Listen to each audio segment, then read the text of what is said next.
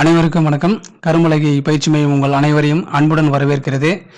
இந்த வீடியோவில் என்ன பார்க்க போகிறோம் அப்படின்னு பார்த்தீங்கன்னா, இந்திய அரசியல் அமைப்பில் பகுதி 2 குடியுரிமை பற்றி பார்க்கலாம். விதிகள் 5லிருந்து 11 வரல. ஓகேவா? வாங்க வீடியோக்குள்ளே போகலாம்.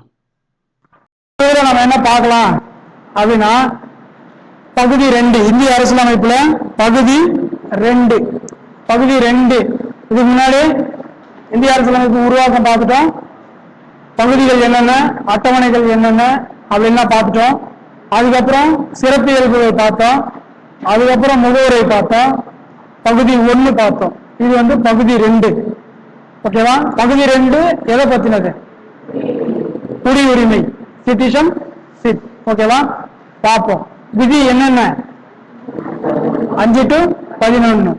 ஓகேவா? இது எந்தெந்த மாதிரியான வகையில குடியுரிமை கொடுக்குது, எந்தெந்த மாதிரியான வகையில குடியுரிமை பெறுது, அதை இழக்குது, புடுங்கிறது, இது எல்லாமே பார்க்க போறோம். இந்திய அரசியலமைப்பு இந்திய மக்களுக்கு ஒற்றை குடியுரிமை வழங்கியிருக்குது. ஒற்றை குடியுரிமை தான். இரட்டை குடியுரிமை எங்க, மும்மை குடியுரிமை எங்க? ஒற்றை குடியுரிமைனா உங்களுக்கு ஒற்றை குடியுரிமைனா என்ன? ஒற்றை குடியுரிமைனா என்ன? ஒற்றை குடியுரிமைனா நம்மளுக்கு கொடுத்துக்கிற குடியுரிமையில நம்ம இந்தியா, நம்ம நாட்டுல எங்க வேணாலும் போய் வரலாம். அதுதான் ஒற்றை குடியுரிமை. ஓகேவா? பொதுவா சொல்லணும்னா ஒரு பாஸ்போர்ட் தான் இந்தியருக்கு, ஒரு பாஸ்போர்ட் தான். இப்ப இரட்டை குடியுரிமை அப்படின்னா மாநிலத்துக்குள்ள போறதுக்கு ஒரு பாஸ்போர்ட், மாநிலத்தை தாண்டி வெளியில போறதுக்கு ஒரு பாஸ்போர்ட். ஓகேவா? அது இரட்டை குடியுரிமை. அது எங்க நடைமுறையில் இருக்கு அப்படின்னா அமெரிக்கால இருக்கு. புரியுதா? இரட்டை குடியுரிமை அங்க ஸ்டேட்டுக்குள்ள, மாகாணத்துக்குள்ள ஒரு குடியுரிமை. அவங்க மாகாணத்தை விட்டு இன்னொரு மாகாணத்துல, ஒரு கலிபோர்னியால இருந்து ஆனா மேல வேற ஒரு நியூயார்க்கு போனோம் அப்படின்னா அங்க அதுவும் அமெரிக்கா தான். அமெரிக்காவுக்குள்ளேயே இன்னொரு மாகாணத்துக்கு போறது இன்னொரு குடியுரிமை வாங்கணும். அதாவது வெளியில போறது ஒரு குடியுரிமை வாங்கணும். அது இரட்டை குடியுரிமை. மும்மை குடியுரிமை மாவட்டத்துக்குள்ள போறதுக்கு ஒண்ணுனா, மாவட்டத்திலிருந்து மேல மாநிலத்துக்கு போறதுக்கு ஒரு குடியுரிமை, மாநிலத்திலிருந்து நாட்டுக்கு போறதுக்கு ஒரு குடியுரிமை. ஓகேவா? நான் மாவட்டத்துல சுத்துறதுக்கு ஒரு குடியுரிமை இருக்குன்னா, அதுக்கப்புறம் அந்த மாநிலத்துல சுத்துறதுக்கு ஒரு குடியுரிமை இருக்குன்னா, அதுக்கப்புறம் அந்த நாடு ஃபுல்லா சுத்துறதுக்கு ஒரு குடியுரிமை. இது மும்மை குடியுரிமை. இது எங்க இருக்கு அப்படின்னா சுவிட்சர்லாந்துல இருக்கு.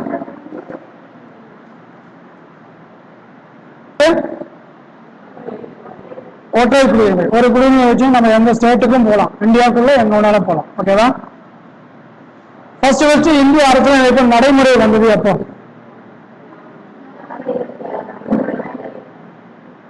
ஏற்றுக்கொள்ளப்பட்டது, நடைமுறைக்கு வந்துதான்.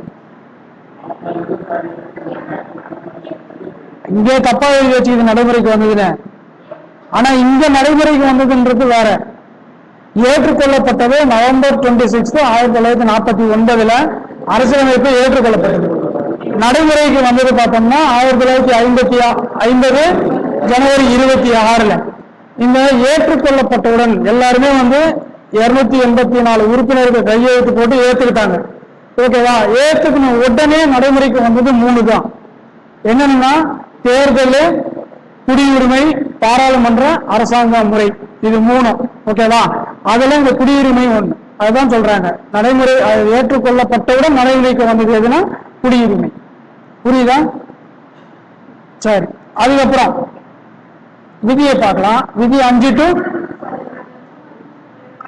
அதாவது நவம்பர் 26, 1949 இந்திய அரசியலமைப்பை 284 பேர் கையெழுத்து போட்டு ஏத்துக்கிறாங்க. இந்திய அரசியல் நிர்ணய சபை ஏத்துக்குது. ஓகேவா? அது ஏத்துக்கின உடனே நடைமுறைக்கு வந்தது 3. ஓகேவா? அந்த 3ல 1 தேர்தல் நடத்தணும், 2வது குடியுரிமை. ஓகேவா? 3வது பாராளுமன்ற அரசாங்க முறை. இது 3ம் அப்பவே நடைமுறைக்கு வந்துச்சு. மற்ற எல்லாமே நடைமுறைப்படுத்தினதுக்கு அப்புறம் தான் வந்துச்சு. அதாவது 1950 ஜனவரி 26க்கு அப்புறம் தான் அதெல்லாம் மற்றதெல்லாம் வந்துச்சு. இது 3 மட்டும் நவம்பர்லயே வந்துருச்சு. ஓகேவா? கொண்டு வர முடியும். ஓகேவா? இது 3ம் அத்தியாவசியம். இது இருந்தாதான் மற்றதை கொண்டு வர முடியும். இதை கேட்பான், இதை கேட்டிருக்கான் நிறைய முறை. இது 3த்தையும் தவிர 1 கொடுத்துருவான், அடிப்படை கடமைன்னு கொடுத்துருவான். வேறுபட்டது எதுன்னு கேட்பான். அப்படி இல்லைன்னா இந்திய அரசியலமைப்பு ஏற்றுக்கொள்ளப்பட்டவுடன் நடைமுறைக்கு வந்தது எதுன்னு கேட்பான், இல்ல நடைமுறைக்கு வராதது எதுன்னு கேட்பான். ஓகேவா, எதுனா ஒண்ணு மாத்தி கொடுத்துட்டு, அதனால இங்க 3 ஞாபகம் வச்சுங்க. சரி, 5 to 11 குடியுரிமை பற்றி சொல்லும் விதி 5 to 11. விதி 5 என்ன சொல்லுது அப்படின்னா, அரசியலமைப்பு நடைமுறைக்கு வந்தபோது இந்தியாவில் வசித்தவர்களின் குடியுரிமை பற்றி. இப்ப அரசியலமைப்பு நடைமுறைக்கு வருது இல்லையா, ஜனவரி 26, 1950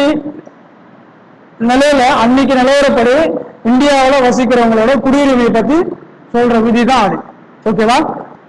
விதி 6, பாகிஸ்தானிலிருந்து இந்தியாவிற்கு குடியேறியவர்களின் குடியுரிமை விதி.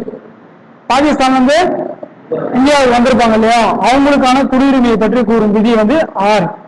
விதி 7, மார்ச் 1, 1947க்கு பிறகு பாகிஸ்தான்ல போய் குடியேறிடுவாங்க, அதுக்கப்புறம் இந்தியாவுக்கு திரும்புவாங்க.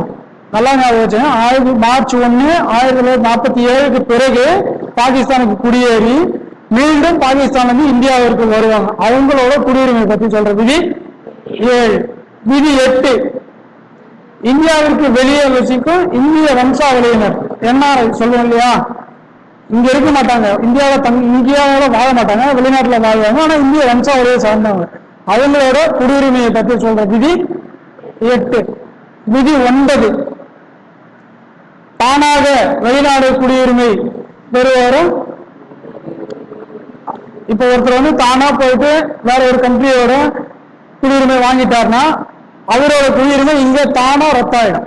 ஓகேவா, இந்திய குடியுரிமை தானா ரத்தாயிடும். அது சொல்ற விதி தான் 9.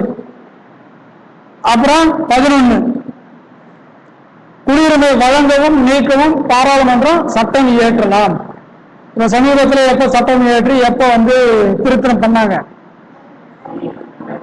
2019 கடைசியா குடியுரிமை திருத்தம் 2019. ஓகேவா. முதல் குடியுரிமை சட்டம் இயற்றப்பட்ட ஆண்டு 1955. இந்த குடியுரிமை திருத்தம் எப்பதான் பண்ணிருக்காங்க பாத்தீங்க, 86, 92, 2003, 2005, 2015, 2019 இதெல்லாம் இந்த குடியுரிமை திருத்திருக்காங்க. 1955 இந்த குடியுரிமை சட்டம் என்ன சொல்லுன்னா, காமன்வெல்த் குடியுரிமையை வழங்கிச்சு. காமன்வெல்த் நாடுகள்லாம் ஒரு எப்படி குடியுரிமை இருக்குன்னா அந்த மாதிரி ஒரு குடியுரிமையை வழங்கிச்சு. அது என்ன பண்றாங்கன்னா 2003 சட்ட திருத்தத்துல நீக்கிறாங்க. ஞாபகம் வச்சு இது 2 முக்கியம். காமன்வெல்த் குடியுரிமையை வழங்கிய திருத்த சட்டம் எதுன்னு கேட்பான். எது? குடியுரிமை சட்டம் 1955. காமன்வெல்த் குடியுரிமையை நீக்கிய திருத்த சட்டம் எதுன்னு கேட்பான். 2003 திருத்த சட்டம். குடியுரிமை சட்டம் 1955 படி என்ன பண்ணனா, ஒரு 5 வழியில குடியுரிமையை பெறலாம், 3 வழியில குடியுரிமையை இழக்கலாம். சரி, எப்படிலாம் குடியுரிமையை பெறலாம்னு சொல்லலாம். இது புக்கில் இருக்கிறது தான். ஓகேவா. குடியுரிமையை பெறுதல். ஃபர்ஸ்ட், பிறப்பால் குடியுரிமையை பெறுதல். 26/1/1950. இது எப்போ அரசியலமைப்பு நடைமுறைக்கு வந்த நாள். அதுல இருந்து 1986 ஜூலை 1 வரல இந்தியாவில் பிறந்திருந்தா அவங்க இந்திய குடிமகன். ஓகேவா, இது ஒரு கண்டிஷன். 2வது, 1986 ஜூலை 1 இருந்து 2004 டிசம்பர் 3 வரையில இந்தியாவில் பிறந்து, ஓகேவா, பெற்றோர்கள் எவரேனும் ஒருவர் இந்திய குடிமகனாக இருந்தால் அக்குழந்தை இந்திய குடிமகனாக இருக்கும். ஓகேவா, இது இங்க இந்தியாவில் பிறக்கிறது சொல்றேன். இது ஏன் சொல்றாங்க அப்படின்னா, ஜூலை 1, 2004 டிசம்பர் 3 வரை இந்தியாவில் குழந்தை பிறக்குது. பிறந்திருந்தாலும் பெற்றோர்கள் எவரேனும் ஒருவர் இந்திய குடிமகனாக இருக்கணும். அப்படி இருந்தாதான் அவங்க இந்திய குடிமகன். ஓகேவா. 2004 டிசம்பர் 3க்கு அப்புறம் குழந்தை இந்தியாவில் பிறக்குது. 2 பேர்ல யாரோ ஒருத்தர், பெற்றோர்ல எவரேனும் ஒருவர் இந்திய குடிமகனாக இருக்கணும். அதே மாதிரி இன்னொருத்தர் சட்டவிரோதமா ஏறி இருக்கக்கூடாது, சட்டவிரோதமா குடியேறி இருக்கக்கூடாது. ஓகேவா. 2 பேர்ல ஒருத்தர் பாரினரா கூட இருக்கலாம், ஆனா ஒரு சட்டவிரோதமா ஏறி இருக்கக்கூடாது.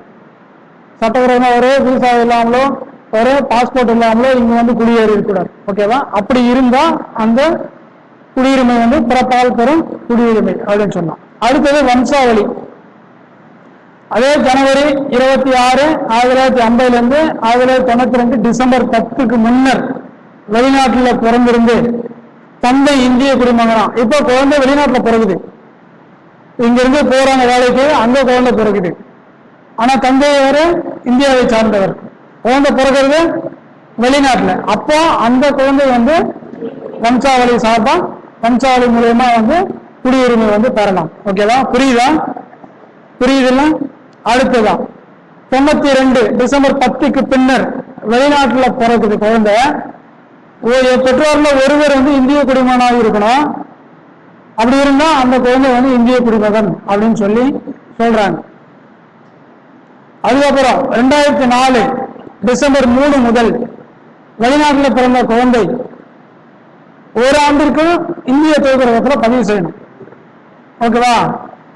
இல்லைன்னா அந்த குழந்தை இந்திய குடிமகனாக இருக்க முடியாது. பெற்றோர் இந்தியர்கள், அவங்க வெளிநாட்டில் வேலை செய்யறாங்க, அங்க குழந்தை பிறந்துருக்கு. அந்த குழந்தை பிறந்த ஒரு வருஷத்துக்குள்ள அங்க இருக்கிற தூதரகத்தில், இந்திய தூதரகத்துல பதிவு பண்ணணும். அது பதிவு பண்ணாதான் டிசம்பர் 3 2004க்கு அப்புறம் இந்த நடைமுறை பதிவு பண்ணாதான் அவங்க இந்திய குடிமகனா அந்த குழந்தைய பதிவு செய்ய முடியும். ஓகேவா?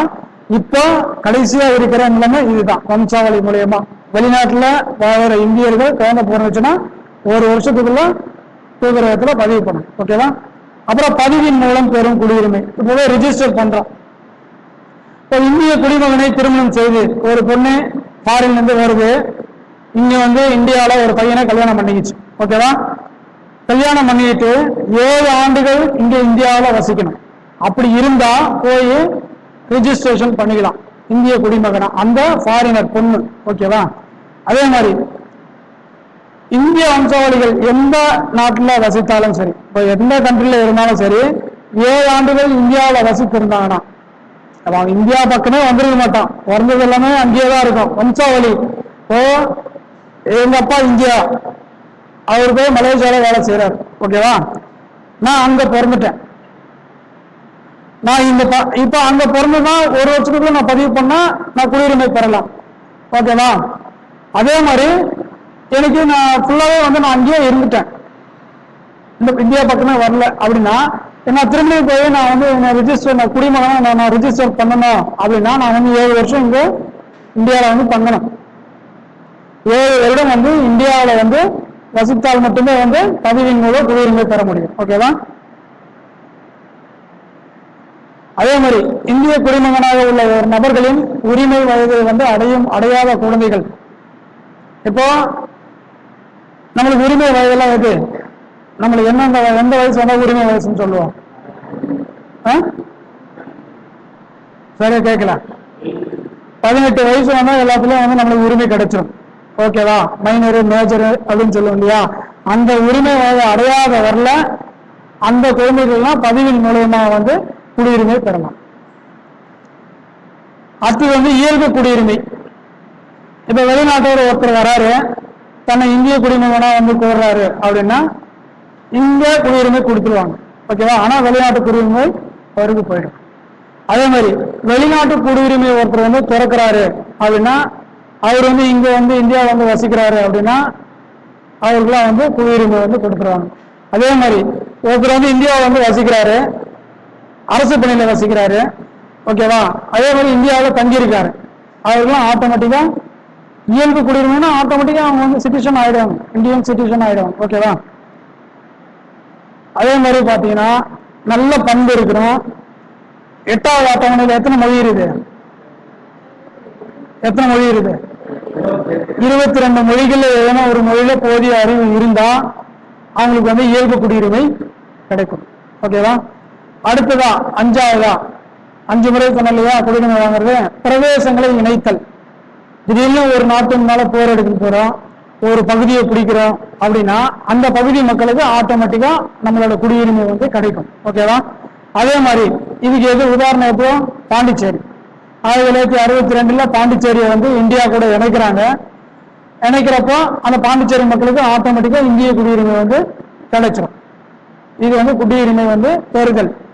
அடுத்து குடியுரிமை இழத்தல் எத்தனை வழிகளில் சொல்லியிருக்கோம்? 3 வழிகளில் சொல்லியிருப்பீர். என்னென்னது? தானாக துறத்தல். ஒருவர் தானா வந்து எனக்கு இந்திய குடியுரிமை வேணான்னு துறக்கிறது. ஓகேவா? 2வது முடிவுக்கு கொண்டு வருதல். ஒரு குடிமகன், இந்திய குடிமகன், ஒரு அரசு அனுமதியின்றி வேற ஒரு நாட்டோட குடியுரிமையை வாங்குறாரு அப்படின்னா அவரோட குடியுரிமை வந்து டெர்மினேட் பண்றாங்க. ஓகேவா? அதுக்கப்புறம் நீக்குதல். இப்ப தப்பான வழியில ஒருத்தன் குடியுரிமை வாங்கிட்டான், பொய் சொல்லி ஒருத்தன் குடியுரிமை வாங்கிட்டான் அப்படின்னா, அதே மாதிரி அரசியலமைப்பு சட்டத்துக்கு புறம்பா ஒருத்தன் வந்து நடந்தா அப்படின்னா அவங்களோட குடியுரிமை வந்து நீக்கப்படும். ஓகேவா? இந்த 3 வழியில வந்து குடியுரிமை நீக்கிடுவாங்க. இதோட இந்த வீடியோவை முடிச்சுக்கலாம். அடுத்தடுத்த வர வீடியோக்களில் ஒரு பகுதியாக பார்ப்போம். ஓகேவா? நன்றி, வணக்கம். அப்படியே நம்ம சேனலில் கொஞ்சம் லைக் பண்ணுங்கள், சப்ஸ்கிரைப் பண்ணிக்கோங்க. ஓகேவா? நன்றி.